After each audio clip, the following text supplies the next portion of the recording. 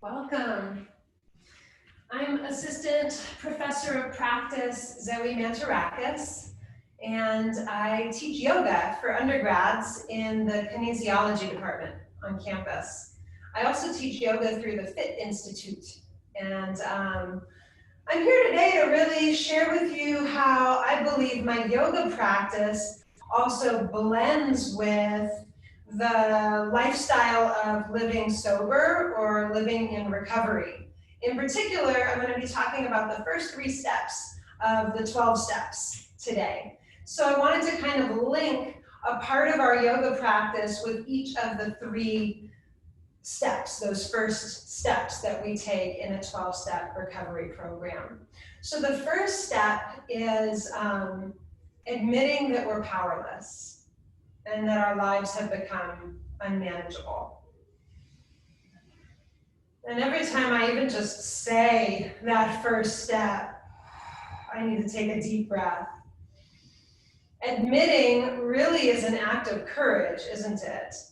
It's courageous to admit that we're powerless, that we can't control all the things we imagine we can or that we wish we could. And so I would strike kind of a humble pose in correlation with this first step. Step 1, we admit that we're powerless. We admit that our life has become unmanageable. And let's just come into a child's pose. So you can get down on the ground, on the carpet, or on a yoga mat. We'll put our toes together, big toes touch. The knees are open, wider than our body. The knees are nice and wide, and we just bow down. Put your elbows down, put your head down, all the way to the ground if you can get it there.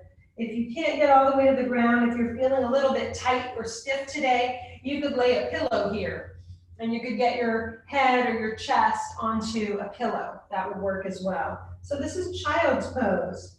And let's just spend a few breaths here, in and out through the nose, breathing, and just kind of channeling our mind towards that first step. Whatever that is meaning to you today, whatever that's bringing up for you today, we'll just kind of let ourselves sit with it for a few moments here. We admit that we're powerless and that our life has become unmanageable.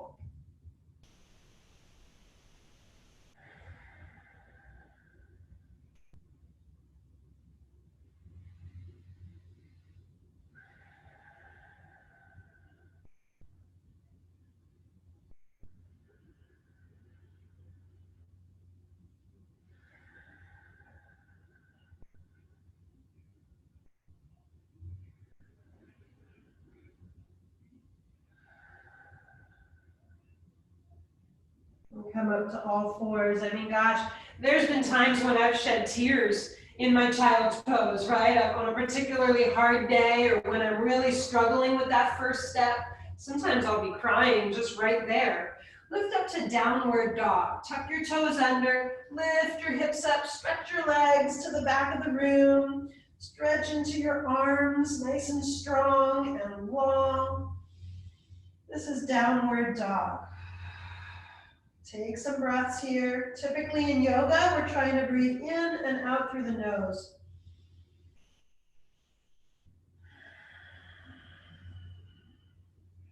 And then walk your feet up to the front of your mat and come up to standing. So the second step is that we came to believe a power greater than ourselves could restore us to sanity. And I love that. You know, that after admitting we're powerless, we come to believe that something can restore our sanity, something bigger than ourselves, a higher power of our understanding, whatever that means to you. Sometimes I call it the universe, right? There are those who call it God, whatever it means. I had a sweet yoga student who said she didn't particularly believe in religion, and she didn't want to get too woo-woo or touchy-feely, but she said to her, it's cats. That when she thinks of a higher power or someone who's like really tapped into the wisdom of the universe, she thinks of cats. Hey, whatever works, right? We come to believe that something can restore our sanity. Maybe it's cats, okay? And we're gonna stand up in mountain pose. And for me, the kind of yoga that I'm gonna practice here is, it's like letting go and just letting myself be restored to sanity, trusting something bigger than myself. So it's called flow style of yoga. We're just gonna flow through some poses. Inhale, flow your hands up.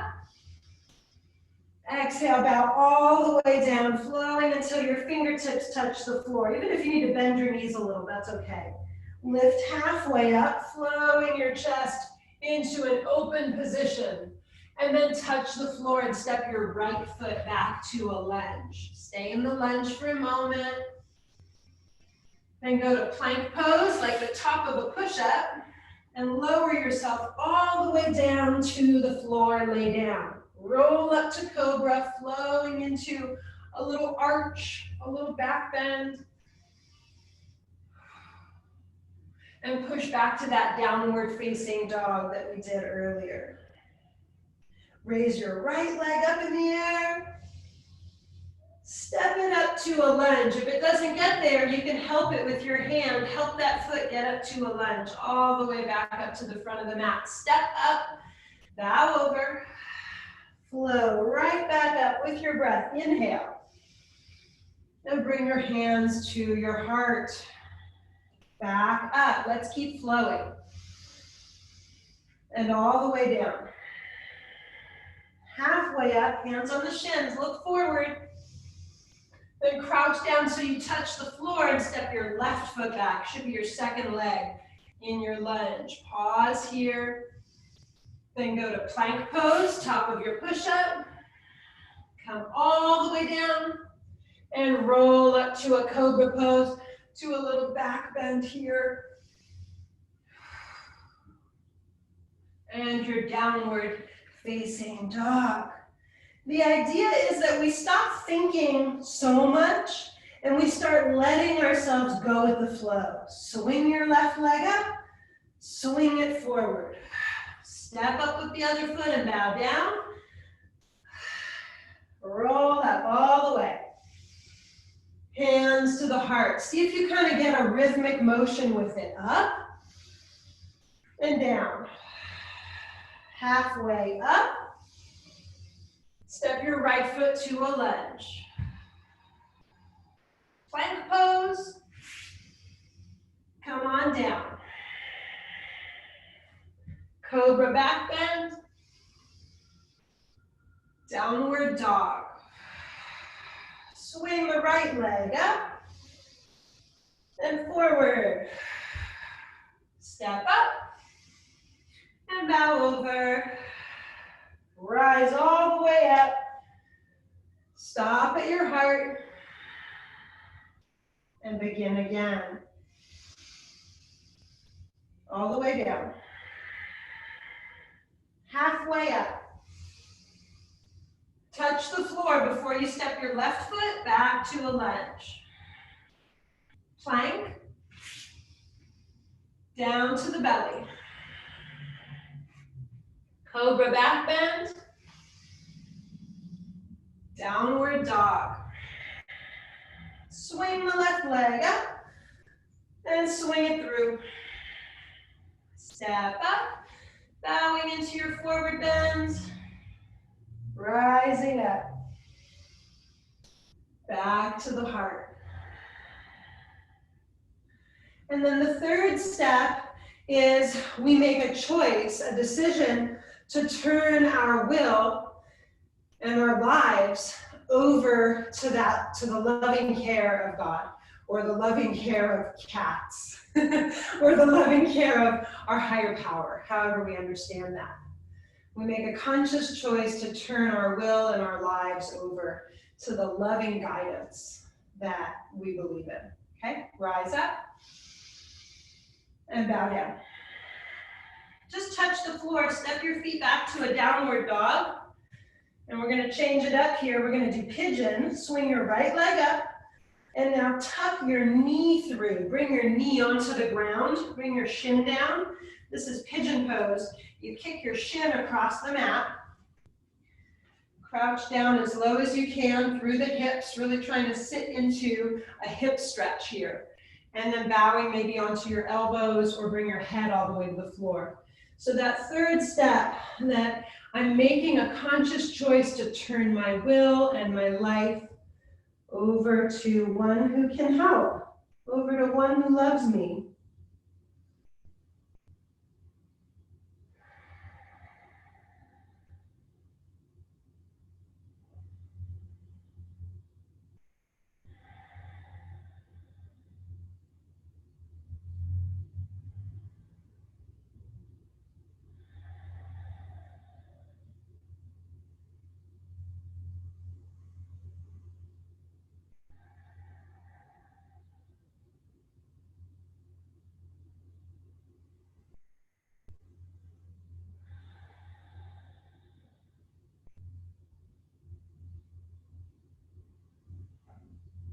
Come sit up for a moment. You know, it's a funny thing.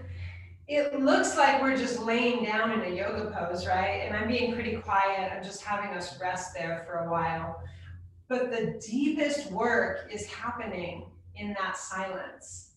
It's almost, I think of it as like the first step is saying, I don't know, right? I'm powerless. I admit I'm powerless. It's like, I don't know how to do relationships, or I don't know how to party when I'm sober. Yeah, I don't know how to deal with my parents or my boss. So the first step to me when I admit I'm powerless is kind of like saying, I don't know. The second step, when I say, I believe that there's someone who can restore me to sanity, it's like saying, I don't know, but there's someone who does. There's someone who knows. It just isn't me. I don't know, but I believe there's someone who does know. And then the third step is, well, I'm going to trust that. I'm going to trust that person who does know, that person, whether it's God or cats or the universe or your higher power, right? I don't know. Someone else does know. I'm going to trust who does know. I'm going to trust God, the universe, my higher power, right? Come up to downward dog again.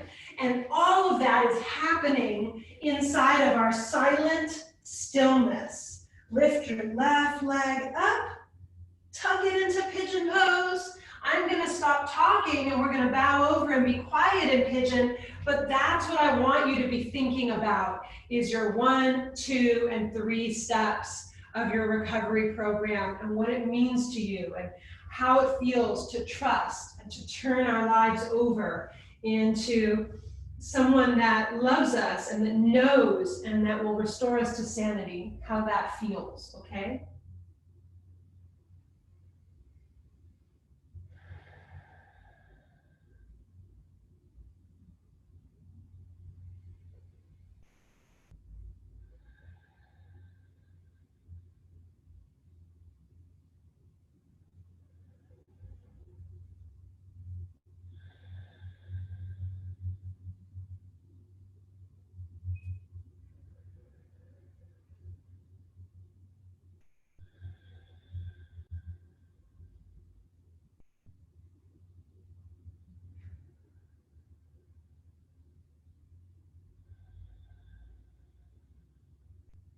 We'll come up to sitting again. I'm going to sit cross-legged. I always end class with the word namaste, but before we get there, if you'd like to join me in the Serenity Prayer, that's another really sweet way to remind ourselves of those first 3 steps. So if you know it, you can join me. I'll just put my hands in prayer pose here. God, grant me the serenity to accept the things I cannot change, the courage to change the things I can, and the wisdom to know the difference. Let's bow our head together and say, Namaste. Thanks so much for doing a little bit of yoga with me today. I hope that it resonated and that it felt like a way that you can work your sobriety or recovery program while also working out your body and doing a little stretch, doing some yoga. I want to blend those two for you and with you. So I hope to see you again soon. Again, my name is Zoe, and I hope you have a great day. Thanks.